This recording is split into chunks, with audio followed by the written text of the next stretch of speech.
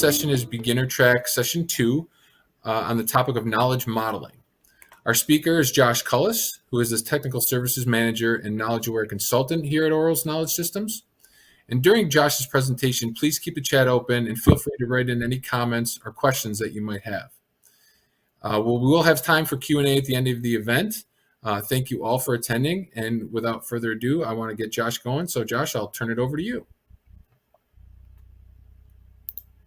All right, thank you, Jim. Let me share my screen. You able to see the presentation? Not yet, but I'll let you know as soon as it's up. There we go. We can see it. Perfect. All right, so like Jim said, this is the second breakout session for the beginner track. We're going to talk a little bit about knowledge modeling. The learning points for this presentation are going to be pretty straightforward. So when we talk about modeling knowledge, we want to make sure that we're doing three different things. And the reason that we would model knowledge is so that we can increase the fidelity of evaluation. So what I mean when I say that is, a lot of times we'll ask end users to read through maybe a body of text or read through a Word document, a PDF, whatever it might be, and then give us their interpretation of that, whether or not they passed or failed. What we want to start to do with modeling knowledge is take some of that ambiguity out of the information and out of the communication process. So we want to be as precise as possible. And we'll get into some of the ways that precision can be introduced into the process with knowledge models. But essentially, we want to take the human interpretation aspect out of the process as much as possible. And we want to be precise with the knowledge, the way that it's captured, and then precise with the way that it is evaluated. In addition to that, if you were in the previous breakout session, we talked a lot about standardizing the visualization of assessment controls, standardizing the visualization of knowledge packets.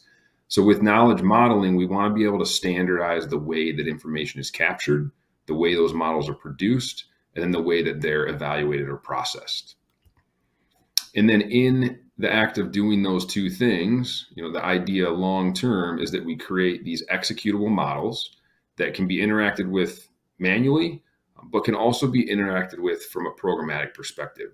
So when we start getting these models that are precise and standard and executable, we can start to engage with other systems. The easiest or the most common use case or example that we'll see of this is a CAD model. So we can have 100 different interfaces within a CAD model. To check those things manually, it may take us 30 minutes, an hour, half an hour, or an hour and a half, maybe longer than that. But if we have these models that are executable and we can take the human checking aspect out of it, we can start to check those 100 things in mere seconds because the two systems are able to communicate, they're able to execute the models and provide the qualitative response or the pass-fail condition back to us programmatically, which then opens the door for unlimited execution or unlimited application of knowledge. And that's kind of what we're looking for from a long-term perspective with this whole knowledge-aware approach in a lot of different scenarios. So if we talk a little bit more about the specific types of models that we have, the first one, at least in the Oros Knowledge or in the Oros IQ software, is going to be a value table. So this is our most mature model type. We have a lot of different customers using a lot of value tables within their organizations. And we'll take a look at one that looks similar to the knowledge packets that we just saw if you were in the previous breakout session. But the value table is going to be organized here in this area of the knowledge packet.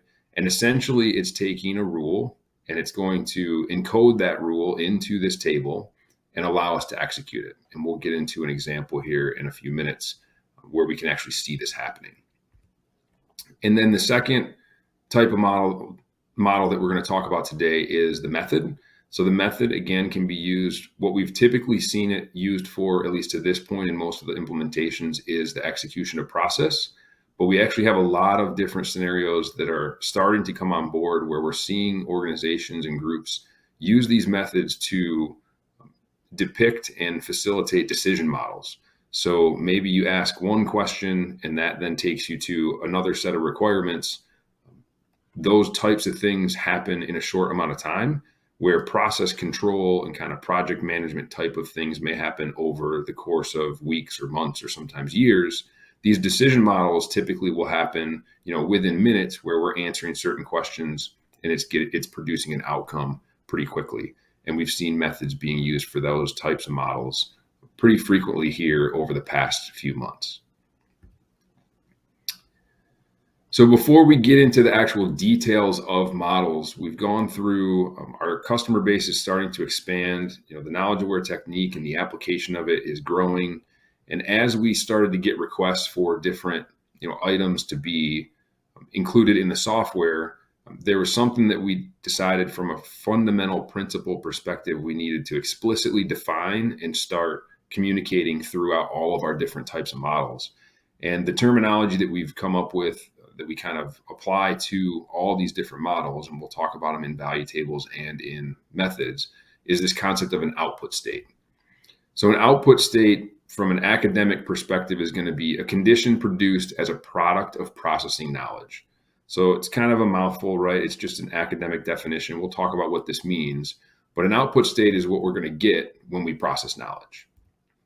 So in our value table, if we talk about our first model type, we have the concept of a column output state. We'll talk about what that is. And then those columns within the value table will all be rolled together and they'll produce one value table output state. So then if we talk about our second model type, the method is going to be made up of steps. So similar to the way that the value table is made up of columns, the method is made up of steps, and those steps are going to produce an output state. Then all the steps within an individual method will be rolled together and it'll produce an output state for the method. So high level, we've got this new term that we're explicitly defining called an output state, and it's going to participate, or it's going to be produced in a lot of different ways throughout these knowledge models. So if we start first with the value table, we've got the column output state and the value table output state. So we talked a little bit about our knowledge packets. We have a value table here. This is, a requirement. This one happens to be a minimum. I apologize if these screenshots are a little bit hard to read, but we're kind of just going through some conceptual stuff. So we've got a minimum that's going to be depicted. We will do a demonstration here in a minute where we'll get to see this thing actually function. But we have a minimum requirement. There's some condition to that minimum requirement. But essentially, once we have inputs, so we know what our condition is, we know what our value is, this column here that's a minimum is going to produce an output state. So it's going to say whether we fail or we pass the condition. Then if we were to have multiple columns, so this is kind of the value table blown up, we've got the condition here, the minimum, or the actual rule here, the minimum, then we have the condition on the left-hand side, and based on condition 1, condition 2, or if we have anything else, the actual requirement is going to change. So if we look at the actual execution of a knowledge packet, we're seeing that we're defining the condition, we're putting in our value, and then our column output state is being returned as pass. If we were to have multiple different columns within this value table, we would then start to see multiple column output states, and those all get rolled up into our value table output state, which is represented here by this green bar at the top. And we'll look at a couple different examples on how this works and how that's represented. But we start with our column output state, which is depicted in the value table here as the rule. And then once that's processed, we're going to produce our value table output state here at the top. So this is where I'm going to jump out of the presentation and do a little bit of a demonstration. So if you were in the previous breakout session, you saw some assessment controls. If you were not, and this is the first assessment control you're seeing, we have the knowledge packet that we were just talking about. So we've got a rule, and it has to do with a minimum requirement. It's then participating in this assessment where we're going to track, in context of a certain project, whether we're adhering to this particular item or not. So there are a lot of different ways that we see organizations do this. Some of them use manual attestation. So we've talked a little bit about what that looks like, where users read the knowledge packet or they read a Word document or a PDF, and they come back to our checklist or our assessment and they say pass or fail. So you can click the button and it goes green, it goes red. This is manual attestation. Well, if we start to encode these models into the knowledge, What it allows us to do is take some of that human interaction out of the process so that we can be more precise, that we can start to standardize the way these things are captured. And if we open up just this knowledge packet itself, we can see our knowledge model down here, which is the minimum requirement with conditions. And as we start to construct that model, what it allows us to do is change the interaction model. We no longer need end users to read through all the text, interpret it, and understand, what's trying to be communicated, and then come back and manually attest. Instead, we can take this model and we can change that interaction so that we're just asking for the condition. We'll take our condition, we'll put that in, then we'll give our measurement. And then as we process the model, it automatically gives us our response. So if I switch my value, I have a fail condition. My column output state would be fail. My value table output state would be red. And then if I evaluate with a higher value, it's going to give me a pass condition and then a value table output state of green.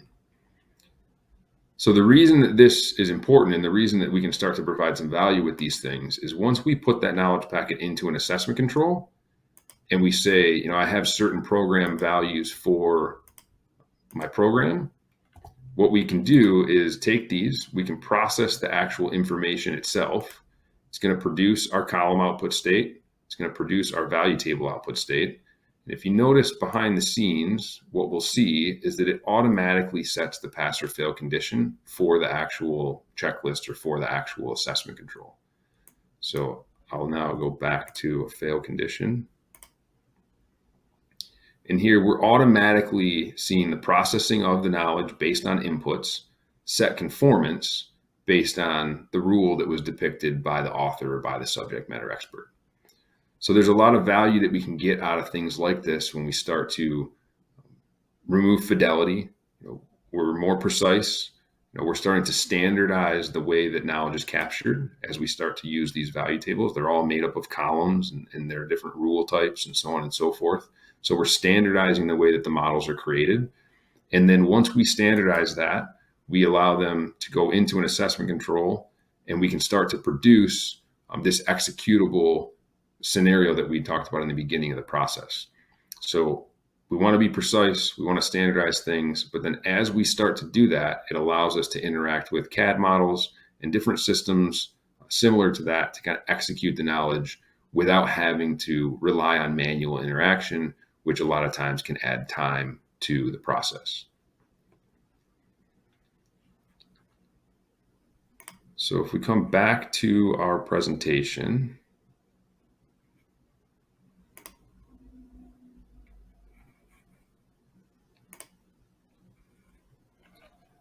that was kind of a demonstration on how the knowledge models can interact with an assessment, how they change the level of fidelity that's going to be introduced into the process. And that's with the value table. So if we go to our second type of model, we talked a little bit about the method, very similar to the value table. It's made up of steps as opposed to columns, but there still are components within the method. And then those steps produce output states, which all get rolled up to produce a method output state.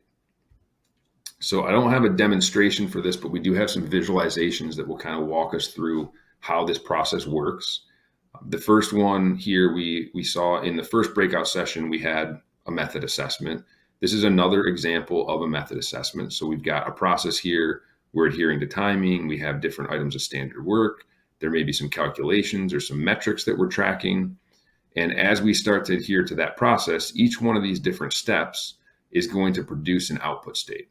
So here, this is a good scenario, right? Because we were on time for this milestone. Everything associated with this standard work was done properly, so it's green. Again, good here with this milestone. We have some metrics that we're tracking and they're all on track. So these 5 different steps within this process are all producing output states.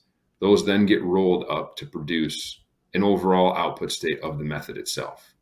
So this isn't the visualization in the software. We do have some visualizations that are coming in a future release. But essentially, right now, we're producing this method output state and it's happening behind the scenes. Here, we kind of put a visualization around it. And then similar to the way that we just saw the pass and fail condition create the conformance setting in the assessment control, we're going to be able to do that as well with our method output state. So like I said, these are the visualizations that are in the software today. We do have some desires to make those visualizations consistent across the different model types, but the conceptual components that are going into them, the step is equivalent to the column, the method is equivalent to the value table, and then we can use the output states produced by these items to set our conformance automatically. And you can imagine that if you were able to encode these things, start getting these knowledge models produced, we can start to then execute them and do things like visualize to the end user where we are in a process, or some of the other types of insights that we can provide back to users, like the qualitative response, the greens and the reds that are kind of here based on those knowledge models. So again, our learning points for this particular presentation, we had, precise knowledge. We want to start to make sure that we're encoding information. There's no ambiguity in what we mean. We've got requirements, a minimum of 6 millimeters under condition X. We also want to start to standardize the way that information is captured. So that information, if we start to put it into value tables, we're using the columns, we're using the different column types that make up our value table editor.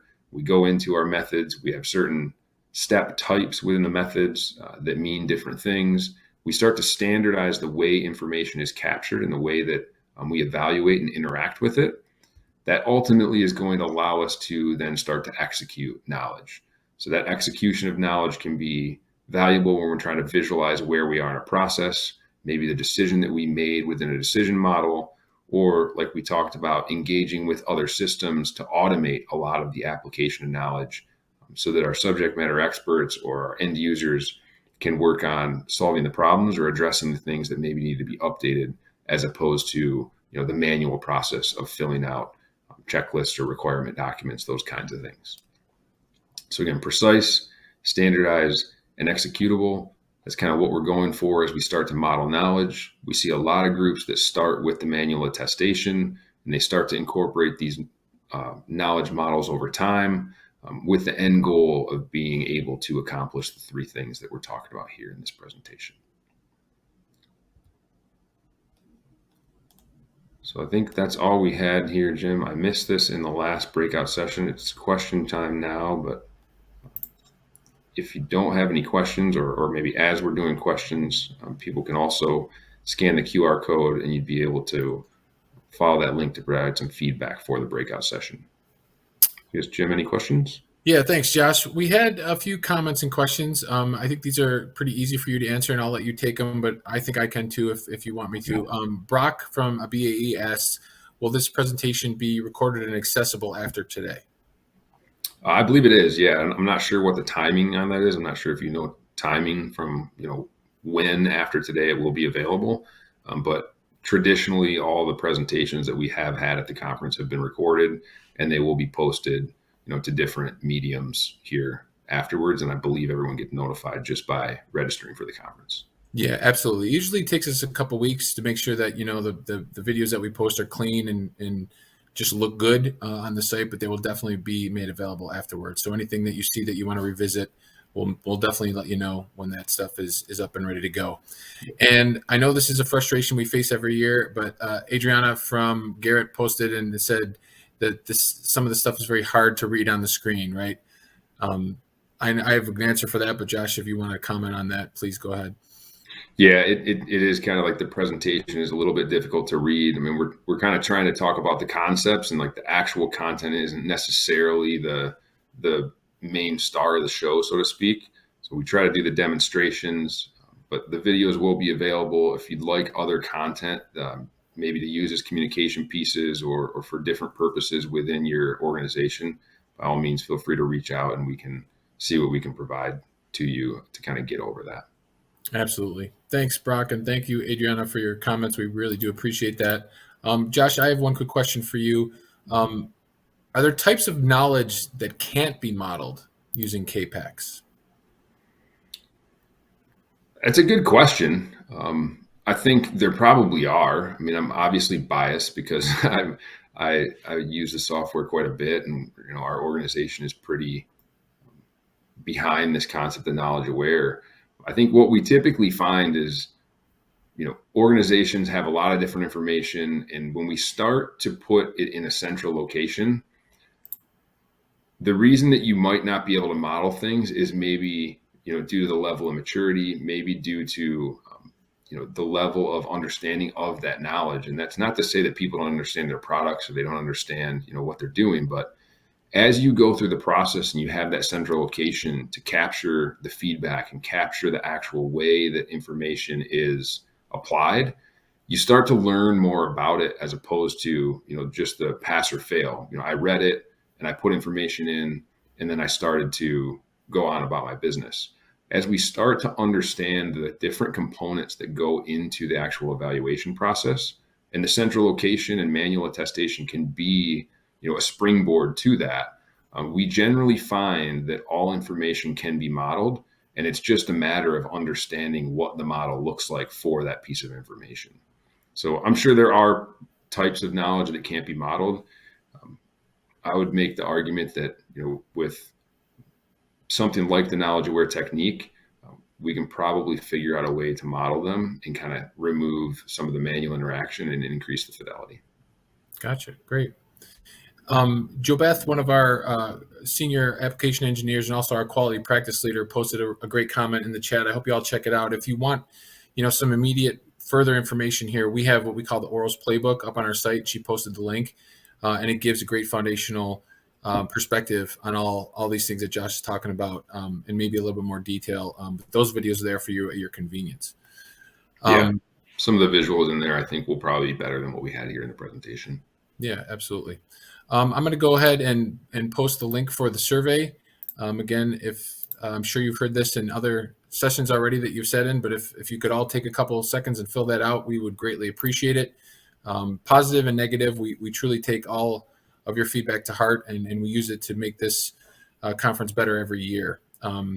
We've only got about 3 minutes left, and I guess we're at the end if there's no other questions. So I'll give you guys a few minutes back to put some extra latte on the top of your coffee. But if you do have questions, if you think of something, please feel free to reach out to Josh or myself individually. This is a beginner track for a reason. There's no dumb questions. So please don't feel free that, I want to ask that, but it might be a stupid question. There are none, really. It takes time to, learn and understand knowledge aware and learn orals. So anything you have would be welcome. So again, we greatly appreciate the time to fill out the survey. The next session will be with us will be beginner track session 3, all about the seed project. That starts at 2:45, which will also be led by Josh. So we hope to see you all there. Thanks again for attending this session, and we will see you soon. Yeah, real quick, Jim, before we do sign off, just on the Orals Playbook.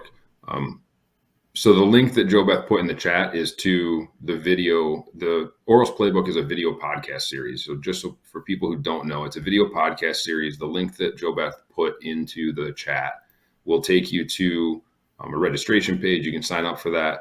There are also just the audio versions of those podcasts available on all your podcasts applications. So if you have, the Google Podcast app or Apple Podcasts, it's available in all those other places as well.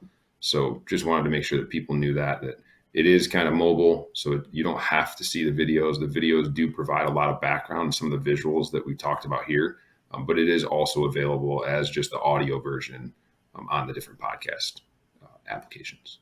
Great point of clarification. Thanks, Josh. Appreciate that. Okay, I think we're all set. We'll see you guys in about 6 minutes at 2:45 for the next session. Appreciate your attendance, and we'll talk to you soon.